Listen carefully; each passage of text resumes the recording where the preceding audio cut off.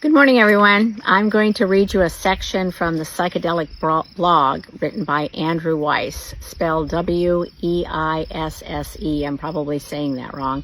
I want you to know I think that he's a brilliant wordsmith, and he writes some really incredible, some really thought-provoking stuff that I believe just changes the dynamic and, quite frankly, the discussion of a lot of the entheogens. And this is how it goes.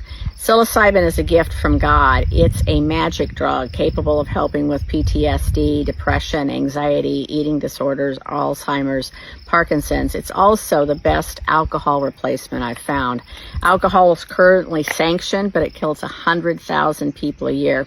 I had my last drink 7 years ago. I quit cannabis earlier this year, but my desire for pleasure didn't disappear. I redirected it. I replaced those substances with psilocybin. It has made my life infinitely better. No hangovers, no withdrawals, no regrets. Very few compounds can offer that. And I want you to know the reason I think that that's important is because as we talk about entheogens, as we talk about sacrament, there's a reason why those of us that are in the spiritual community feel so strongly about this. Yes, in fact, it changes the serotonin of your brain. We know that. We can see it on SPEC images. We can see it within people's behaviors. But we also believe that entheogens and or psilocybin, because it is a sacrament, it has a higher vibrational frequency than alcohol or cannabis or a lot of other things.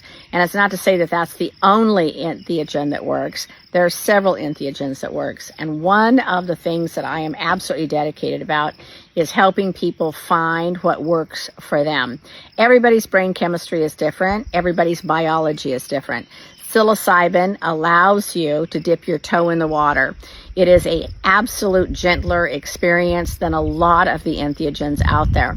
And so being able to, again, gently dip your toe in the water, especially if you come from trauma, is really important.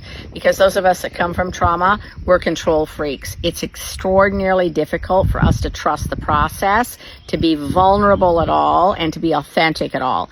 And so if we don't feel safe, then it's difficult for us to do that. Psilocybin allows us to be able to get into that space, especially if we feel that we are in a safe environment with people that can support us to allow us to be able to do that. Again, I'm going to encourage you to reach out to the psychedelic blog, to reach out and read some of this material because it's absolutely brilliant. And most of the time, I agree 100% with what he writes, and it's spot on. Thanks so much.